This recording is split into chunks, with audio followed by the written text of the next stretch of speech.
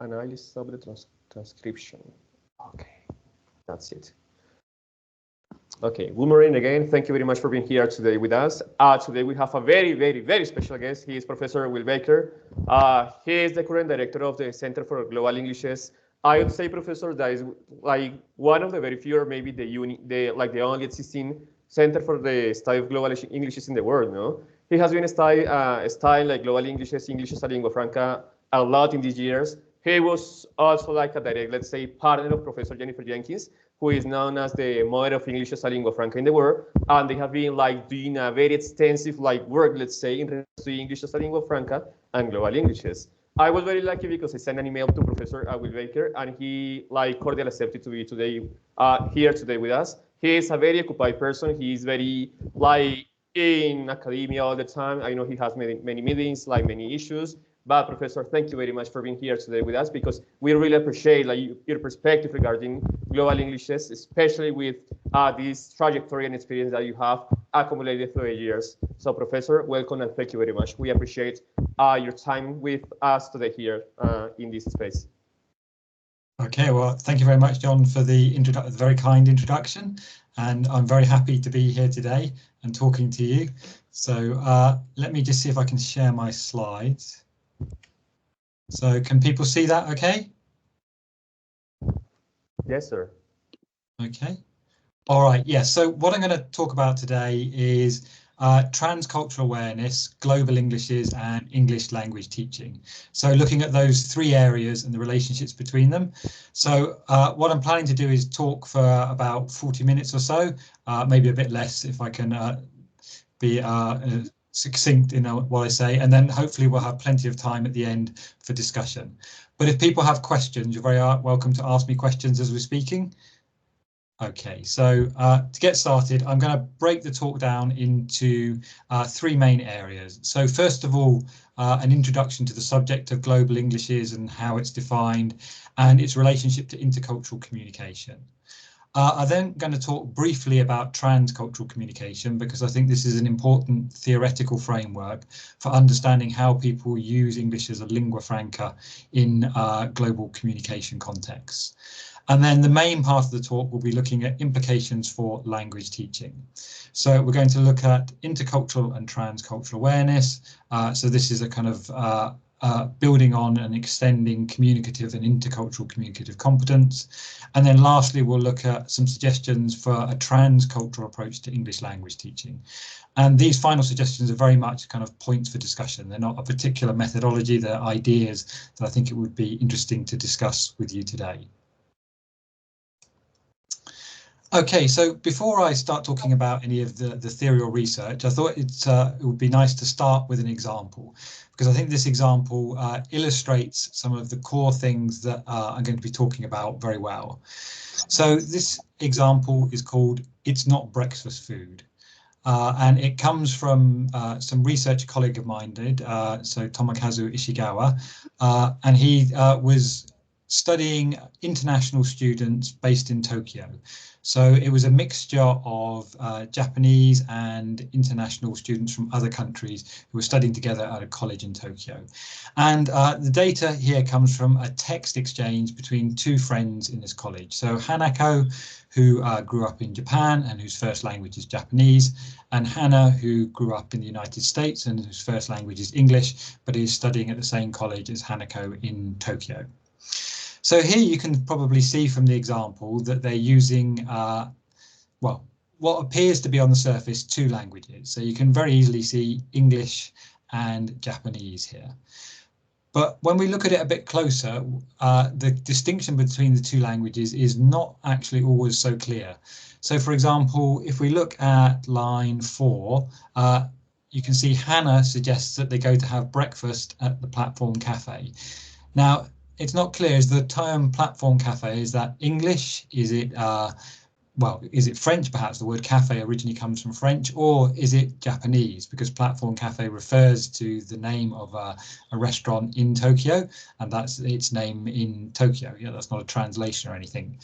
So is the term platform cafe English, French, or Japanese, or is it none of those things?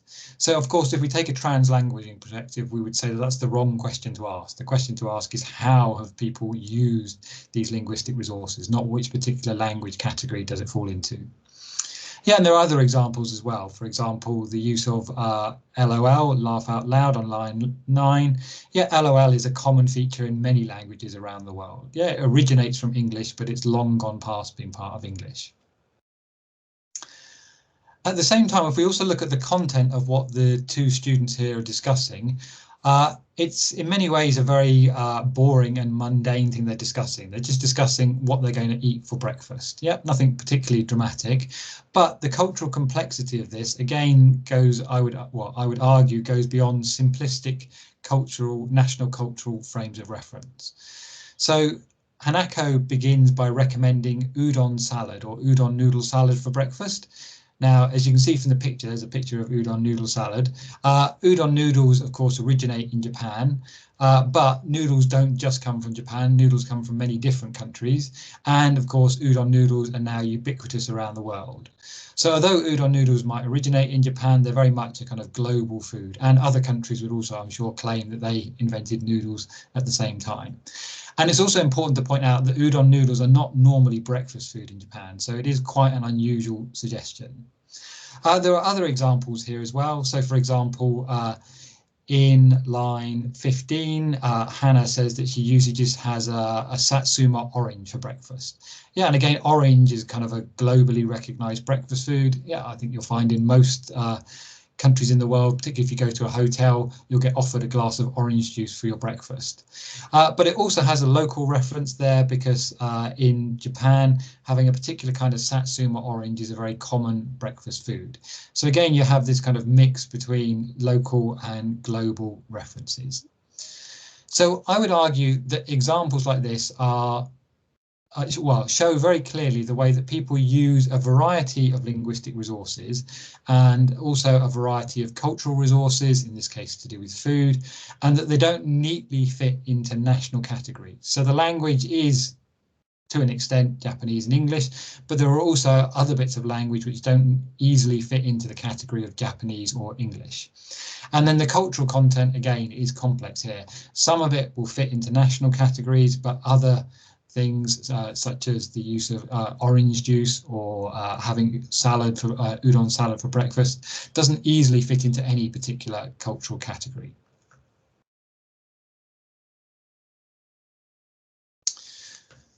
So overall, I think examples like this show us that the diverse use, users, settings and purposes of English as a global language problematizes a simplistic link between a particular named language, for example, English, and a named culture, for example, British or American culture. But of course, this does not mean that English is culturally neutral when used as a global language. Neither is such communication strange or exotic. Yeah, this kind of communication that we saw in the example I just showed is part of many of our everyday communicative practices. So, as I'm going to hopefully show throughout this presentation, Global English's research challenges our thinking about the links between language and culture in intercultural communication and how, in turn, we might teach English. Okay, so I think it will be helpful just to go through a bit of terminology and the theoretical background before getting on to the teaching implications. So I'll start with Global Englishes. So Global Englishes can be defined in various ways, but I'm going to take the definition that we use at the Centre for Global Englishes, where it's seen as an umbrella term for research covering the linguistic and social cultural dimensions of global uses and users of English. So it covers the fields of World English, English as an international language, and English as a lingua franca. And my research has concentrated more on English as a lingua franca. So that's what I'm going to be talking about today. So English as a lingua franca, or ELF, has been famously defined by Barbara Seidelhofer as any use of English among speakers of different first languages for whom English is the communicative medium of choice and often only option. So it's important to emphasize with this definition that this is a functional definition. It doesn't tell you necessarily what English is, it just tells you how it's used. So it's used between speakers who have different first languages. More recently, Jennifer Jenkins has very importantly added that English is a multilingua franca. So she writes that it's multilingual communication in which English is available as a contact language of choice, but is not necessarily chosen. So here Jenkins emphasizes the multilingual nature of English as a lingua franca or ELF communication. Yeah, and this is a crucial point because ELF is always multilingual. There are always other languages present and in the mix. It's also crucial to point out that ELF is not a variety of English. So I think most people probably understand this now, but it's always useful, I think, to reinforce this point because sometimes there is a bit of misunderstanding. So as Barbara Seidelhofer writes, ELF is not a variety of English, but a variable way of using it, English that functions as a lingua franca. The absolutely crucial question, of course, remains how that English that functions as a lingua franca is conceptualized and how it functions.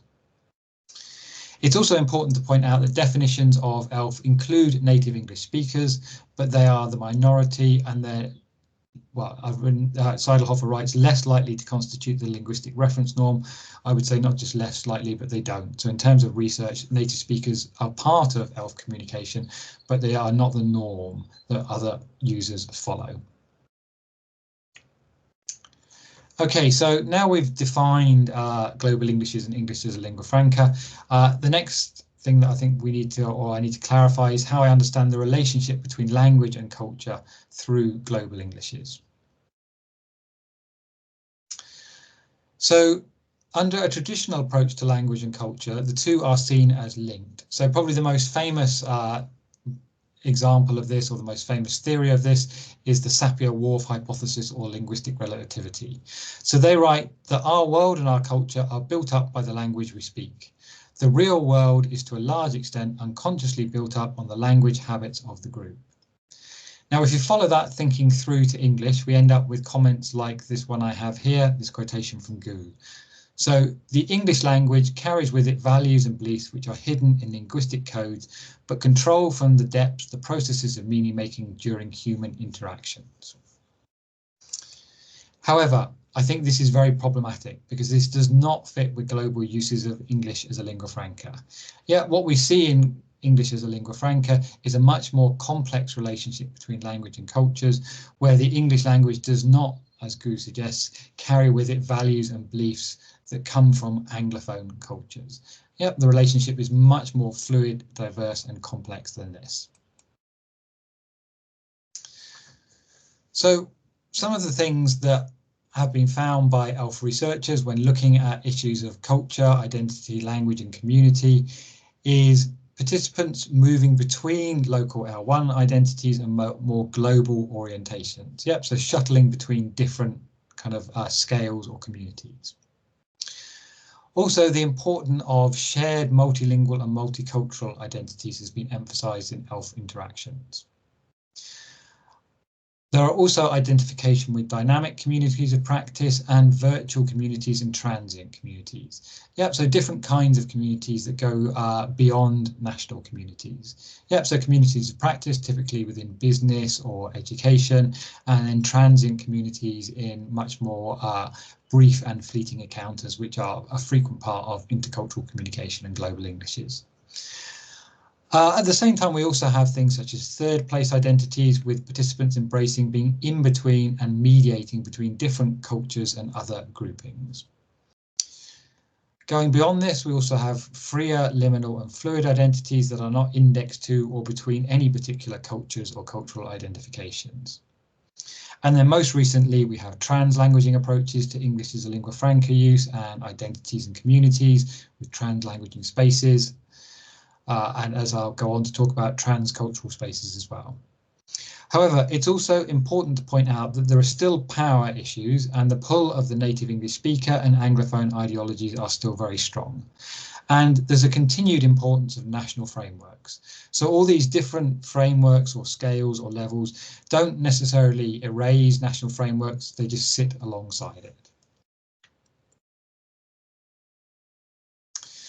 So overall, ELF research and global Englishes research shows how we can deconstruct the language and culture relationship in intercultural communication. So global Englishes, like much contemporary intercultural communication research, shows culture and language are not inexorably linked at the level of a particular language and culture. So the English language does not have to be linked to English cultures. Therefore, languages are not necessarily tied to national conceptions of culture and linguistic communities, which need to be seen as ideological entities. So the crucial point is that the link between languages and cultures is always an empirical question and can only be investigated by looking at each instance of communication. Hence, no fixed relationships can be established. Yet we need to look at each instant of communication to be able to understand how culture and language come together.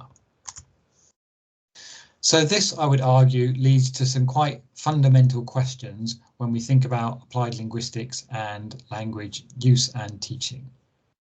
So I would argue that the fluid and emergent links between languages, cultures and identities in intercultural communication challenges our understanding of the connections between these categories.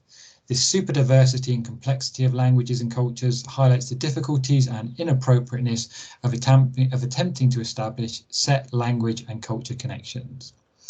So in the example of It's Not Breakfast Food that we looked at right at the beginning, whose cultural practices are they? Where are they located, if anywhere?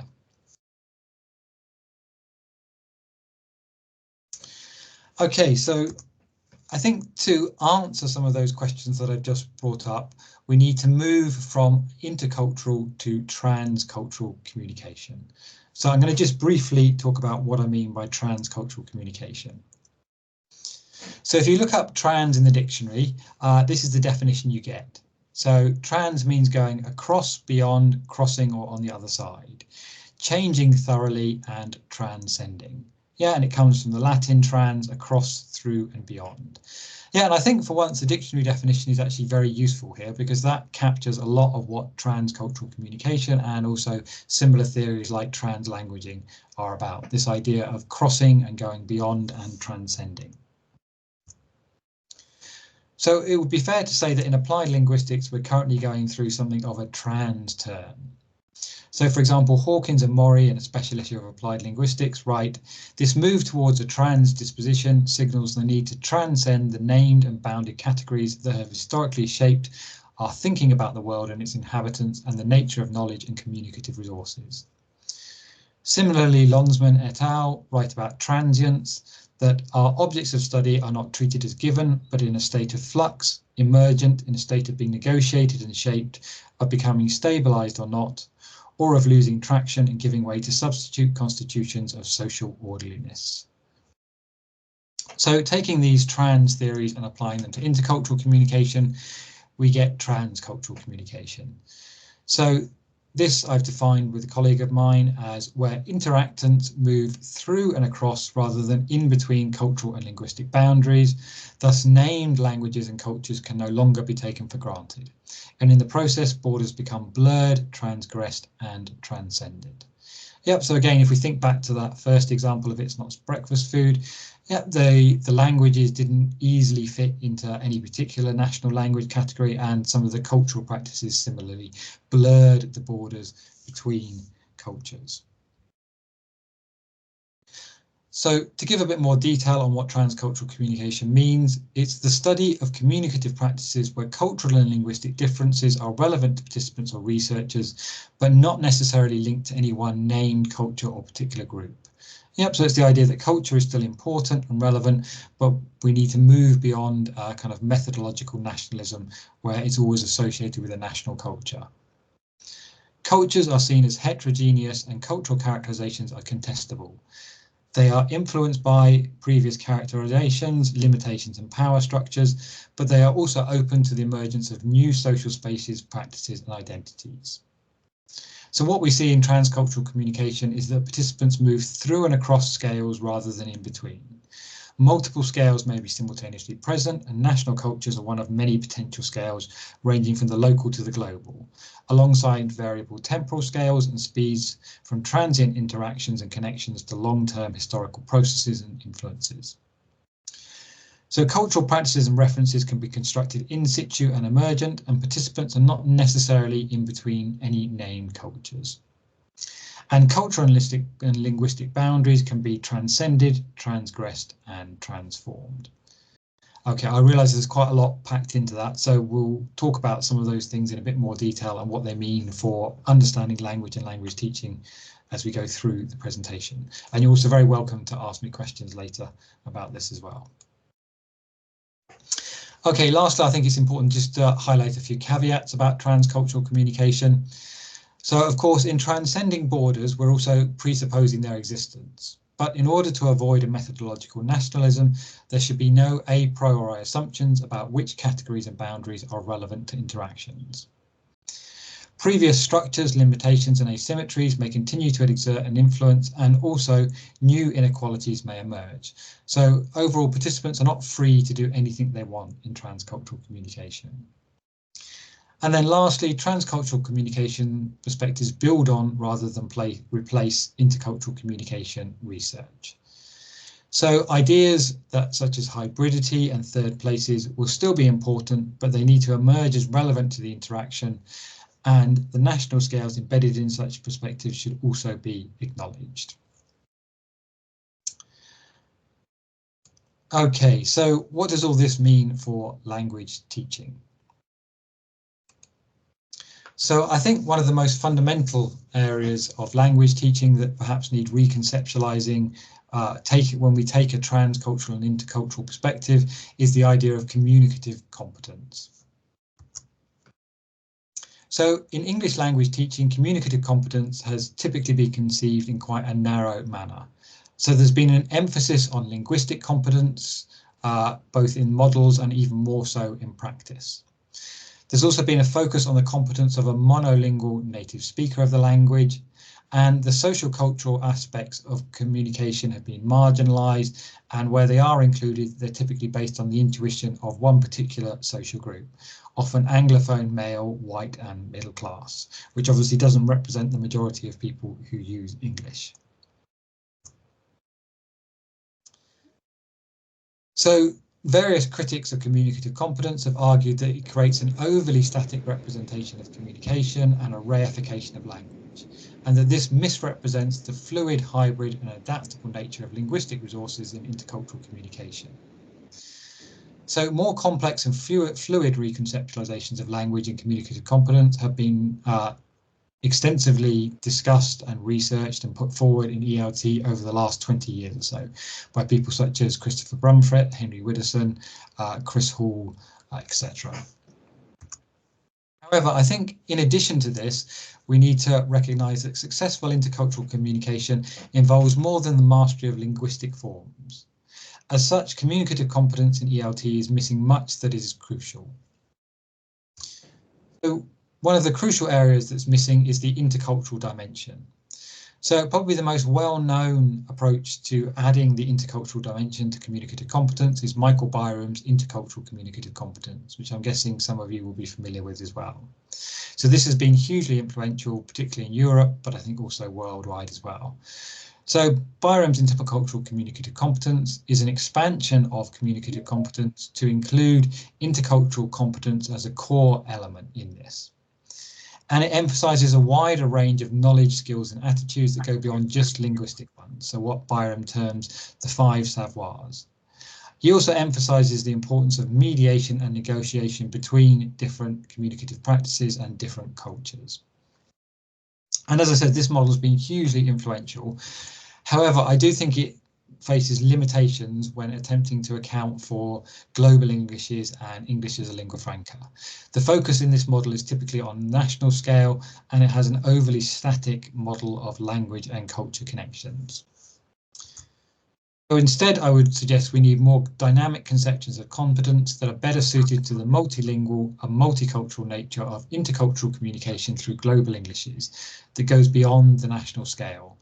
So I've given 3 examples of more dynamic approaches here. So one is Suresh Ganagaraja's performative competence, which focuses on how rather than the what of communication, incorporates translingualism, and it is, as Ganagaraja writes, competence for plural language norms and mobile semiotic resources. Similarly, Cramps writes about symbolic competence with an emphasis on criticality and reflexivity, More than understanding a cultural other and one's own culture, it is also about understanding the fluidity of numerous discourse worlds in which change, multiple meanings, and diverse interpretations are the norm. And my colleague Ishigawa has written about English as a multilingua franca awareness. So English as a multilingua franca positions English as embedded in wider multilingual, multicultural and multimodal resources, and these are effectuated by the translanguaging or translingual and transcultural practices of meaning co-construction through transmodal processes. And then added to these more dynamic conceptions of communicative competence, I think when we add the intercultural dimension, we need to add intercultural and transcultural awareness. So this is something that I've been working on for the last, well, over 10 years now.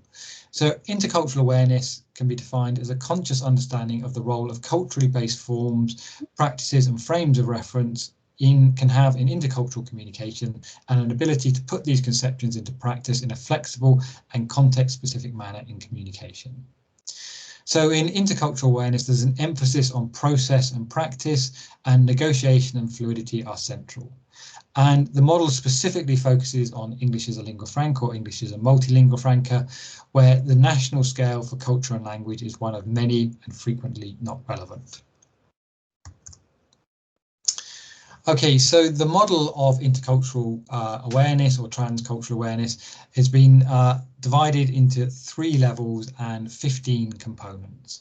I don't want to talk about all of these in detail today because I want to get on to some other things, but just to go over it in generally, it begins at level 1 with basic cultural awareness. So this is an understanding on the part of learners or people using language that cultures are different between that communication is different between cultures and cultural values, practices and meanings are different, but it might be at quite a stereotyped and simplistic level. Then we come on to the second level, which is advanced cultural awareness. So this is very similar to Michael Byram's intercultural communicative competence. So this is where language users and learners are aware of the relative nature of cultural norms. They probably have experience of intercultural communication, and they're aware of similarities and differences between specific cultures. And they're also aware that cultures have many subgroupings within them. But there's still the main frame of reference is a kind of national frame of reference. And then finally, we come on to the level 3, which is intercultural and transcultural awareness. So I'll go through this level in a bit more detail because this is important for what we're discussing today. So within transcultural awareness, culturally based frames of reference, forms and communicative practices will be seen as both related to specific cultures, but also as emergent and hybrid in intercultural communication. Cultural practices and references will be able to transgress, transcend and transform cultural borders. Initial interactions in intercultural communication may possibly be based on cultural stereotypes or generalizations, but there'll also be a recognition of potentially uneven power relationships, whether that's in relation to identity, references or practices. But there'll be an ability to move beyond these through a capacity to negotiate and mediate between different emergent, socially culturally grounded communication modes, practices and frames of reference based on the above understanding of culture and communication in intercultural and transcultural communication. So overall, we can see that intercultural and transcultural awareness is contextual. So the details of the competencies and awareness needed cannot be specified in advance, since they'll always be situationally dependent. It's flexible and dynamic. So the knowledge, skills and attitudes needed to be adaptable and responsive to the specific communication needs and context. Transcultural awareness is a process. It's not a thing, and it's constantly ongoing and emerging. Criticality is crucial, so there needs to be reflexivity on cultural and communicative norms, power relationships and the status of cultural practices and identities, and the ability to recognise and transcend boundaries. And lastly, it's creative. So new communicative practices and resources emerge from intercultural and transcultural communication. So in sum, we can say this move from communicative competence to intercultural and transcultural competence and awareness involves going beyond linguistic forms to include multimodal and transmodal communicative resources. It also involves communicative and pragmatic strategies and the wider linguistic and intercultural awareness in which such knowledge, skills and attitudes are embedded. And again, it's important to emphasise that any specification of competencies or awareness must necessarily be general, since specific features will be situationally dependent.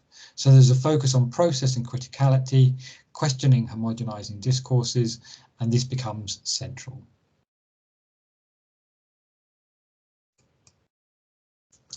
Okay, so how can we incorporate this into ELT?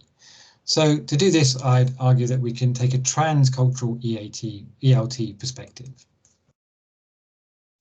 So transcultural language education can be seen as a next step in the ongoing process of widening language education beyond its traditional narrow focus on linguistic forms, monolingualism and national cultures. Learning and using an additional language is an intercultural and transcultural process and needs to be acknowledged as such in pedagogy. However, I think it's probably true to say that essentialist national language and culture correlations are still very prominent in language teaching, and particularly English language teaching, and I would argue that these are more likely to hinder rather than help in intercultural and transcultural communication. And indeed, the focus on Anglophone cultures and communicative norms in ELT can be seen as a form of neo-colonialism and a practice that's in need of decolonising. So a transcultural language education approach recognises the multilingual, multimodal and multicultural resources and translanguaging, transmodal and transcultural processes that L2 learning and use entails. So we can simplify this to an extent and put it into a table which I think illustrates, as I said, a slightly simplified but maybe a helpful kind of continuum between transcultural and traditional ELT. So in traditional ELT, the national scale and standard language ideologies are predominant. In contrast, in transcultural ELT, a critical approach to language, cultural identity that challenges dominant established discourses is taken, and it recognises the global role of English as a multilingua franca for transcultural communication through and across borders. In traditional ELT, communicative competence is the focus, and within that there's a focus on linguistic and grammatical competence. In contrast, in transcultural ELT, we have intercultural communicative competence and awareness, including pragmatic competence and fostering positive attitudes to diversity, difference and others, and the ability to transcend cultural and linguistic borders. In traditional ELT, we have native speaker models. In transcultural ELT, the intercultural speaker and the global or intercultural citizen are the models. In traditional ELT, there's a focus on linguistic products such as grammar, vocabulary and pronunciation. In transcultural ELT, the focus is on processes of communication and adaptable use of communicative resources, including English as a multilingua franca. In traditional ELT, we have endonormative, typically Anglophone methodologies and approaches and materials. In contrast, in transcultural ELT, teaching is based on local context, knowledge, pedagogies and cultures, and so it can be seen as a decolonial approach. So what does this mean in terms of classroom pedagogy? So it goes beyond awareness raising, although this is still a crucial step, but it's important that it also includes change in the learner that in turn results in action through learners' engagement with a diverse range of communities across cultural and linguistic boundaries. So this is an idea really that comes from global citizenship education. So the idea that both it should be awareness raising, but that awareness raising should then lead to action and behavioural change on the part of the learner. So activities can include things like critically exploring cultural and linguistic images and discourses in learning materials, local media and the community. It can also involve exploring the complexity of students and teachers' own cultural and linguistic contexts and backgrounds. And it involves engaging in interactions with cultural others, both virtually and in person. So through intercultural exchanges, both online and in person. And then having space in class to reflect on intercultural and transcultural experiences, and to discuss successful and also unsuccessful intercultural experiences. Okay, there are obviously many other activities that could be included as well. These are just some examples. So what does this mean for teachers? Well, first of all, it's important to highlight that there is no single methodology under a transcultural approach that would be relevant or appropriate in all settings. So the labels that I used earlier, such as traditional and transcultural, are broad categorizations and simplifications. Teachers may adopt different elements from both approaches depending on circumstances and preference. Teachers may also make incremental changes towards a more transcultural approach without necessarily having to adopt all of the elements. So, as always, research may inform and inspire teachers, but the details on how to incorporate aspects of a transcultural approach are best decided in local settings based on the needs and interests of teachers and students. So, transcultural ELT is very much still a work in progress. It's still a new idea, and it's one that's being researched at the moment. And of course, further empirical studies are needed. However, in relation to teaching, many of the core features of transcultural ELT have already been studied. So, for example, translanguaging pedagogy now has at least 10 years worth of research and is becoming a much more mainstream approach to language teaching. Intercultural and transcultural awareness, as I said earlier, I've been researching it for at least the last 10 years, and various colleagues of mine and others are also researching it in different settings and at different levels of education.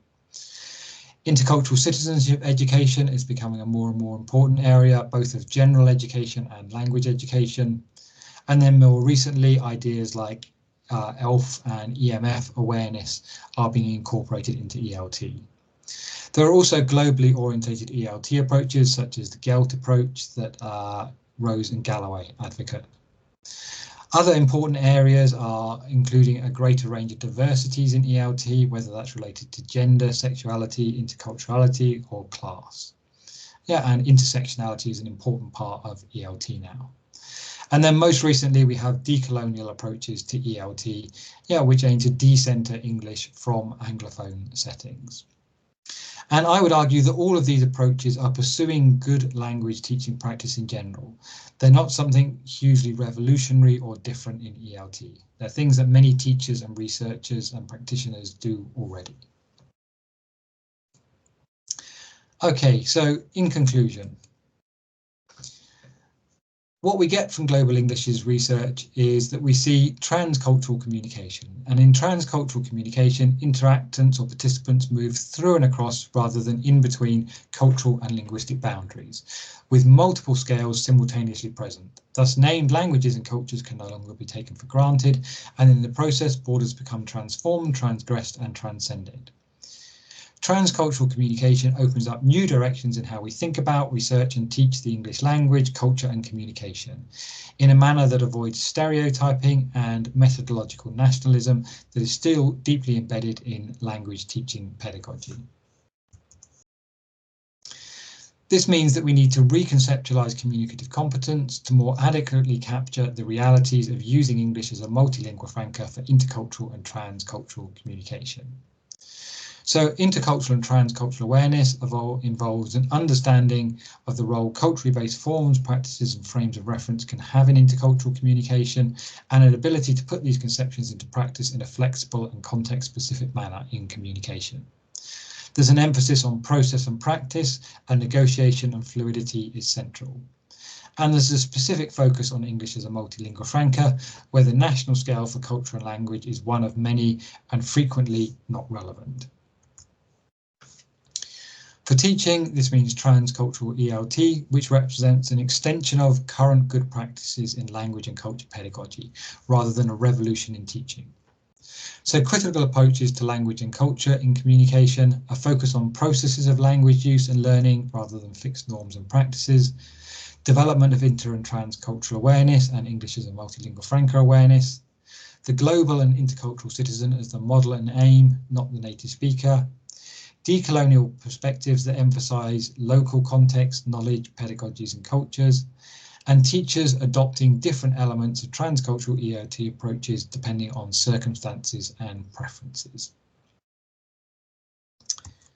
Okay, thank you very much. That's the end of the presentation. These are my references.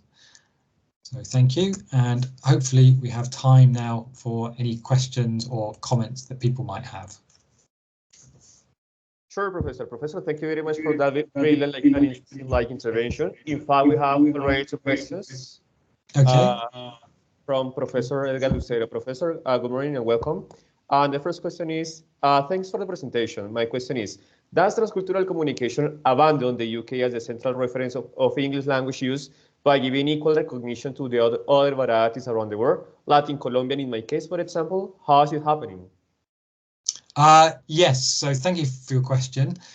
Yes, that's exactly it. Yes, I agree. So the idea would be that there's no reason to include the UK or the US or any Anglophone culture, unless, of course, it's relevant to the learners. But in most cases, it's probably not especially relevant to the learners.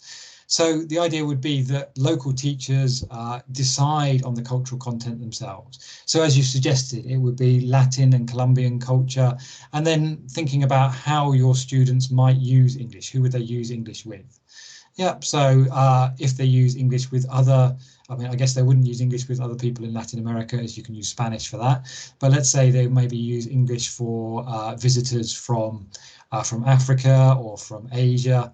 Yeah, so it would be looking at those cultures as well. Now, of course, it may well be that they do also use English with people from the United States, for example. So that wouldn't necessarily mean that you shouldn't include American culture, but you wouldn't necessarily have to include it, only if it was relevant. And how is it happening? That's a very good question. So I think that depends a lot on different contexts. Yeah, so I think how it would happen would always be different in different settings. So there isn't really one answer to that. Yeah, from my own experiences, certainly from teaching in Thailand, typically the cultural content will be a mixture of local content from Thailand and then other ASEAN countries as well. Yep, so in Southeast Asia, English is a lingua franca that's used around the region. So the most logical cultures to include in that would be other ASEAN cultures. But it's also important not just to do it at the national level, we also need to include the kind of global cultural things that students are often interested in as well. So there are many issues that cut across national borders and boundaries as well. So I hope that answers some of your question, Edgar.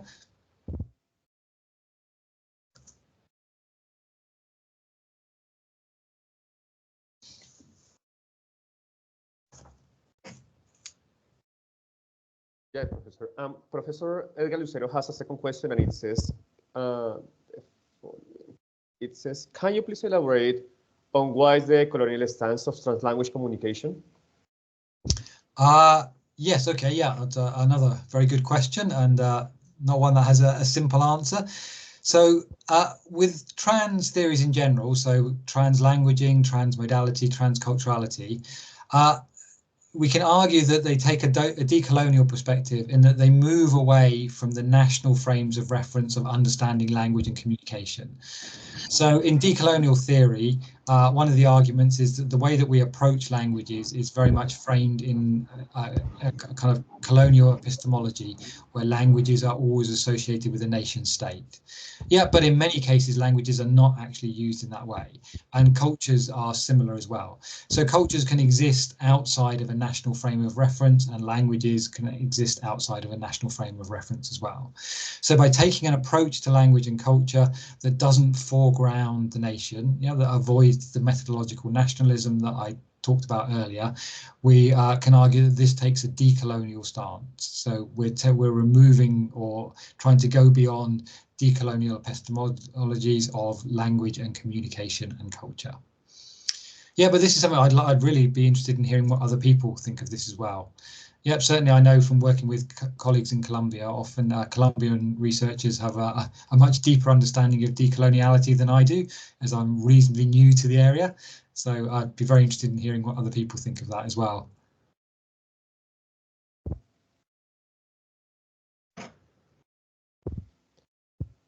Maybe if there is another question you can, there is another one. In fact, it says, thank you for the presentation, Professor Will. Thank you so much. It was very wonderful.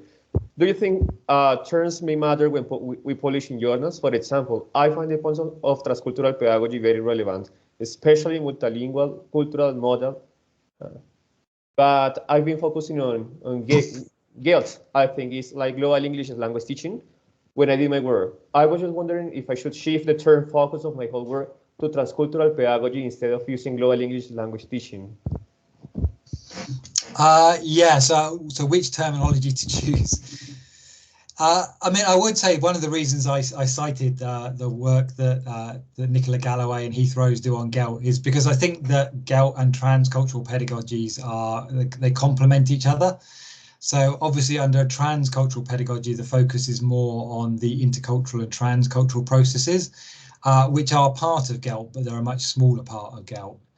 So I'd say that you don't really have to choose. I mean, as I said, the two complement each other. So there are aspects of GELT that are not covered under transcultural pedagogy, and then there are aspects of transcultural pedagogies that are not covered under the GELT framework. So I always tell my students that, you know, they should use the bits of each framework that are most relevant to them. Yeah, and as long as they acknowledge where they're getting their ideas from, you don't have to stay with one particular framework. And I would say it's the same for publications as well. As long as you acknowledge if you're using aspects of a GELT framework or aspects of a transcultural pedagogy framework, it's fine to adapt both of them to your own needs. Yeah, and I'm sure that Nicola Galloway and Heath Rose would say the same. Yeah, the frameworks that teachers and researchers should adapt for their own needs, not feel they have to stick exactly to how they've been published.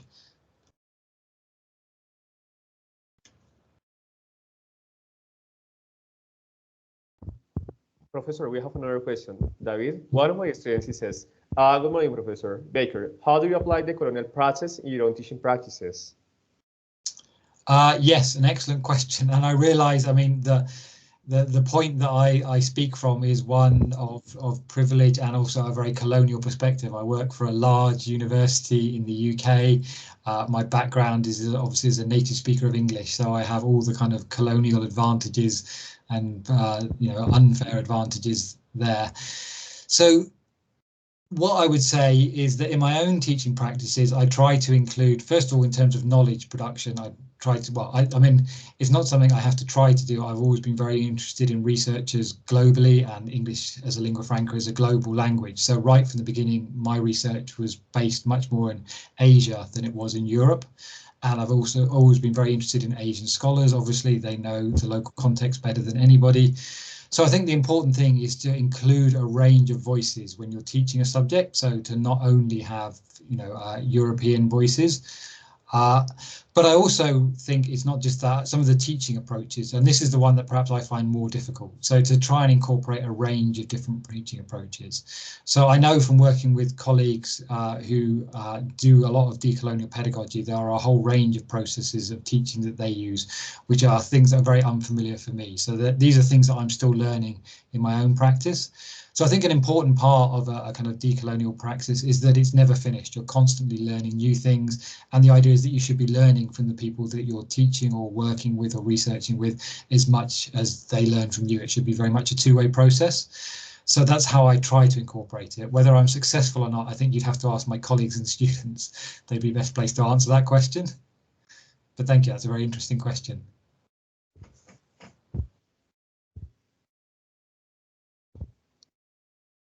Professor, we have another query from Edgar Lucero. He says, however, we mostly live in a vision of British English as hegemonic in Colombia.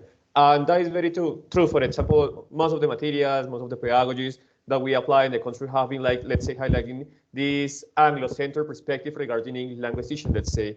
And he says, with those postulates you present, that is even more prominent. How much aware are you about that? Remains in my mind. Okay, yes. So, I mean, in many settings, I think not just Colombia, there is still the predominant model is an Anglophone model, whether that be British or American or Australian English. But I think that, I mean, it is a big problem in ELT because that just reinforces colonial discourses and hegemonic discourses, which typically marginalizes other users of English and positions them in a kind of a deficit position to Anglophone speakers of English. So it's not a situation that's unique to Colombia by any means. But I do think there are people who are resisting it. So I know my colleagues at, I'm going to mispronounce this, sorry. So the Universidad de Valle. So Jose and Norbert, who I've been working with, I know at their university, they make their own materials. They have a policy of not using Anglophone materials. So all of the classes have materials that are made by the teachers. Now, of course, sometimes the teachers want to orientate towards US culture or British culture or whatever, but it's not from materials that are imported from Anglophone settings. So I think one of the ways you can start to move away from that kind of those kind of colonial and Anglophone pulls in ELT is to change the materials. That's often the simplest way. If teachers have time to write their own materials, to build their own materials, I appreciate teachers don't always have time. So another thing is to adapt materials. So for example, I have a colleague I've been working with in Vietnam, and the teachers in her university have really busy timetables, and they just do not have time to write the materials for every course they have to teach.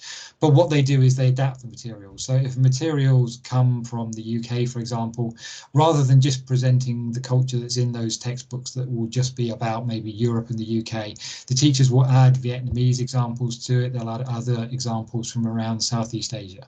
So they adapt the materials and make the students aware that English is not just used in the way in those that they're presented in those materials. Universidad del Valle, right, Professor? Here in Colombia. Yes, that's right, yes. Okay, very interesting. If we have another question, you can open the mic, you can jump in, it's totally fine. Or you can also type it in the chat.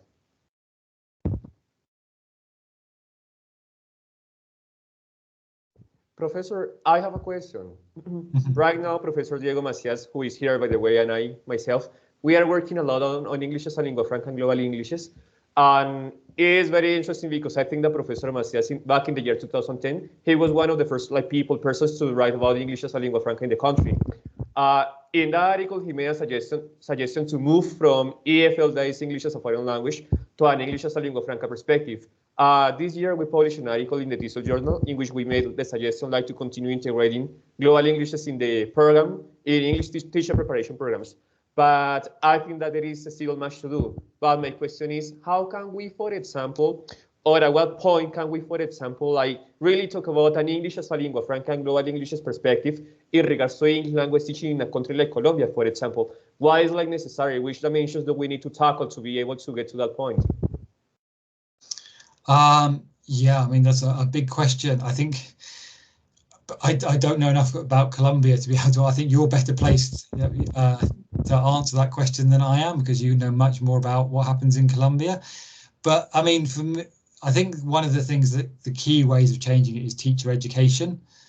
So if teachers are educated to see English as a global language and as a lingua franca and all the things that come with that, then of course that will influence how they then teach the subject, and that will influence the students, and then you get into a cycle of beginning to change things. But how you change it in a particular country, yeah, I mean, I really, like I said, I don't know enough about Colombia to know all the different circumstances. So I think you could answer that question much better than I could. But I think teacher education is where it starts. But also, as I talked about before, as we discussed before, changing the materials as well, that would help. So locally produced materials, or at least local references in the materials as well.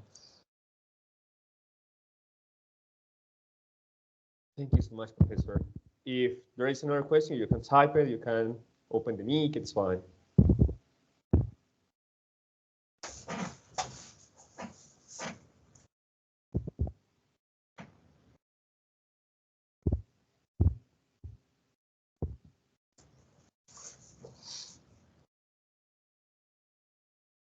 So, John, you were saying you've just published something in the TESOL journal? Yes, Professor, with Professor Macias in January in this year. Oh, right, okay. Yeah, but if you could send me the reference to that at the end, that would be great. Yeah, sure. I send you the article, Professor, directly. Brilliant. Thank you. Thank you very much. To you. I don't know if anyone else has another question, maybe wants to make a comment or like to make a contribution. Rolando says, thanks for the contribution, Professor Baker. A great topic. He is from Paraguay. He is one of my students, and right now we are designing materials about like also global English and the state of like English in Paraguay. So I think that he has also found this conversation very interesting and been here very like relevant for his own work. Right, excellent, good. Yes, yeah, I'm not aware of any researchers of ELF from Paraguay, so it should be very interesting to hear what you do with your research, Ronaldo.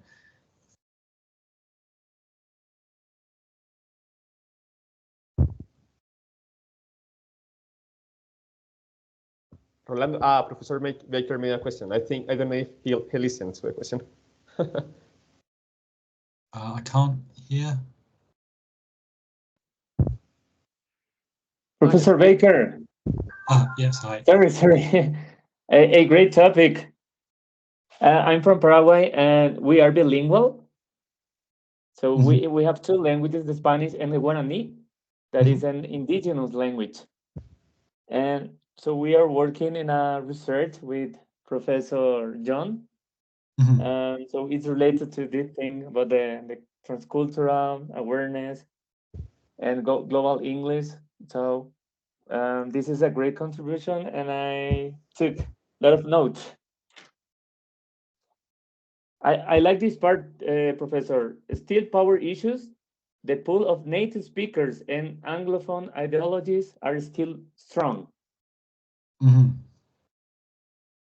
Yes, yeah, I think globally there's still a lot of there's still a lot for us to do,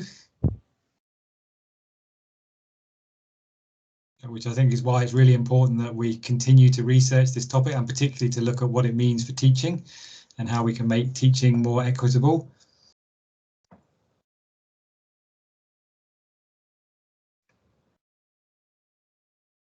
Professor, I have another query. It's like a concern. So you are the current director of the Center for Global Englishes that, as I mentioned at the beginning, it's possibly one of the only like existing places like this in the world. Which kind of projects, for example, are you like promoting right now in the center? Why is like coming now, for example? Well, actually, we're not the only center. So there's also Vienna University in Austria. So they have their research center there does a lot of English as a lingua franca research. So with Barbara Seidelhofer and Henry Widdowson and other people there. There's also in Helsinki with Anna Marinen and her colleagues. So they have a center there. They have the Alpha Corpus there. But yes, there are not many of them. We're probably the only one that's actually cool. Sorry, there's also one in Japan actually. There's the Center for English as a Lingua Franca at Tamagawa University in Japan, which is both a teaching and research center. But there are not many of them. I mean, if you think of the thousands of universities around the world, there are only a few of us. Yes, so hopefully there'll be some more in the future. So we're working. Obviously, different colleagues are working on different projects, but the main project I'm working on at the moment is a project called Decolonizing English in Higher Education. So looking at the role of English in higher education in Colombia is one of our settings. As I said, I'm working with some colleagues in Colombia over the last few years, but we've also been looking at universities in Mexico, in Iraq, in Vietnam and Thailand, and looking at the role of looking specifically at the role of English language teaching in higher education. So first of all, in terms of entry to higher education, and then the effect it has on students once they're actually in the university. So doing compulsory ELT courses, exit exams, things like that. And we focused on issues around Anglophone Englishes and how that disadvantages certain groups of students. And in particular, what we found in our study was that students from lower socioeconomic groups, from ethnic minority groups, and from rural settings were particularly disadvantaged by a kind of Anglophone bias to Englishes because they had much less exposure to it. So perhaps more privileged students had more exposure to Anglophone Englishes, so then they could do better in entrance exams, they could do better in the compulsory English courses, and they could do better in exit exams. So that's obviously a problem that needs addressing because students from other communities are already disadvantaged before they even get to the university with the entrance exams, and then disadvantaged once they're in university because they have less experience of Anglophone Englishes, and then they find the ELT classes more of a struggle. So that's what we're working on at the moment, and we're just in the process. We've just published the first paper in TESOL Quarterly, so probably about the same time your paper came out. And we're just about to publish the report. The British Council funded the research, so we're just about to publish the report for the British Council on that as well. Thank you, Professor. We also have a comment from Milena Lopez. She says, thank you very much, Dr. Baker, for making this talk available to English users outside the academic community. It has been very useful to better understand the interactions we have in the work and cultural work. Excuse me. Okay, thank you, Milena.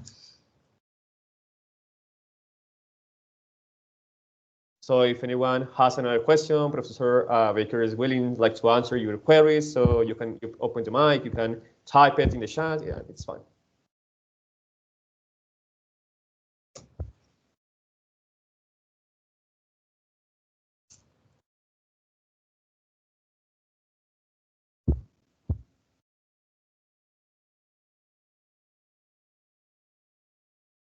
Marcela. Okay, Marcela, go ahead. She's one of my peers at the university, of my colleagues. Yes. Hi, Marcela. Okay, hello. Good morning and good afternoon to everybody. And thank you for your presentation. I'd like to connect this topic of English as a lingua franca with two aspects that I have been researching during the last years. That one is localization. I don't know if you have any idea of that term in order to start using English as a lingua franca. And also in English planning, there is something that Rees, 1884, I think, he has mentioned the idea to start planning the language as a resource, not as a problem. So I don't like maybe to have an idea, how do you understand maybe the connection to start doing a process of localization of language and understand the language as a resource and the connection with English as a lingua franca. Okay, thank you, Marcela. Yes, so I guess I'll start with the second part of your question. So the language as a resource. So very definitely, I think that's a really good way of seeing languages. So I think if we take a kind of translanguaging perspective, which is part of transcultural pedagogy, then different linguistic resources are seen as just that. They're all resources that can be used in different ways. So it's the idea that English is part of a repertoire of resources, but it's only one part of it. So typically, obviously, people have different first languages. You might have a national language, a local language, and then you might have other foreign languages that you speak as well. So all of those would be part of the linguistic resources. And like you say, they should be seen in a positive light, not a negative one. They're all things that can help with communication. And then, of course, in addition to the linguistic resources, we have the other kind of semiotic resources. So the multimodal resources that we make use of. So, you know, like in the talk today, we've got speech, we've got writing, we've got emoticons. Yeah, we've got lots of different things that all help with the communication. So I guess that hopefully answers the second part of your question. The first part about globalization. So yeah, I mean, I guess this goes back to this idea of mixing up the local and the global and the national. So the idea that you need to look at all the different levels or scales together so that it's not just the national, that all of them come together. And it's important when we teach language and when we research communication and language that we recognize that there's not just a national scale. There are many different cultural scales, which I think global as an idea captures quite nicely. This idea you have the local and the global that can coexist together. So I hope that answers the first part of your question. Yes, for sure. I got the idea of localization. So thank you very much, Professor Baker. Thank you, Marcela. Professor, do we still have time for another question, maybe? Yes, that's fine, yeah.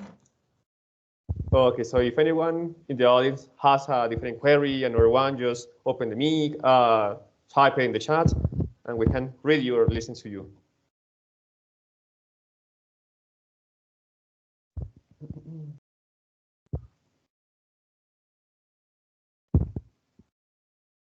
Elena says thanks. Thank you.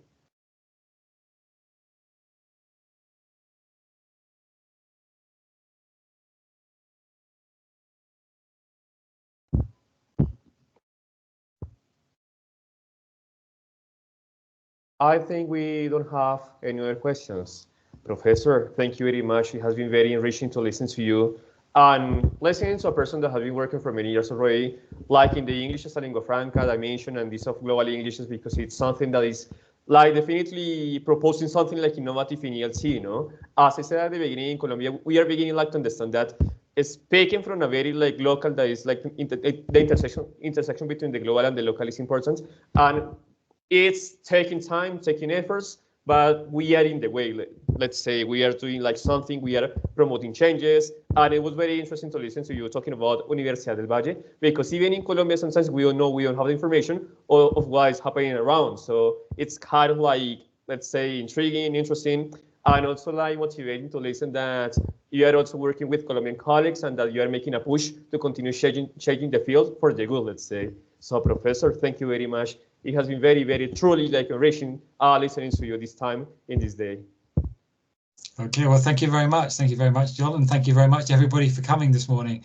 I've really enjoyed talking to you and to discuss things with you afterwards. So hopefully we can continue it in the future at some point. Yes, Professor, for sure. Thank you very much. Thank you very much. Okay, enjoy the rest of your day. Thank you, and thank you everyone else who was here listening to us in this day. And I hope that all of you have a wonderful weekend and a nice relaxation time. So thank you, everyone. Okay, so I will stop the recording. Okay.